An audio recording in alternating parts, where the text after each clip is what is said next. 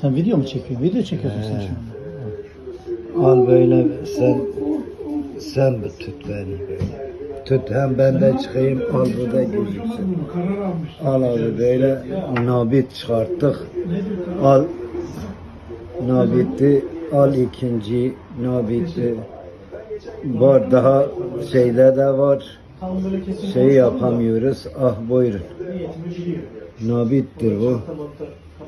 Bu Denizli 6. İsmet Usta'nın sayesinde o derenin su akışını bilmiyorduk.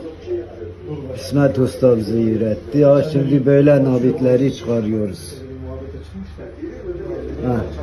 Suna dereye gittiği zaman su nasıl akıyor? Sular nasıl geliyor? Altın nereye bırakıyor? Denizli 6. İsmet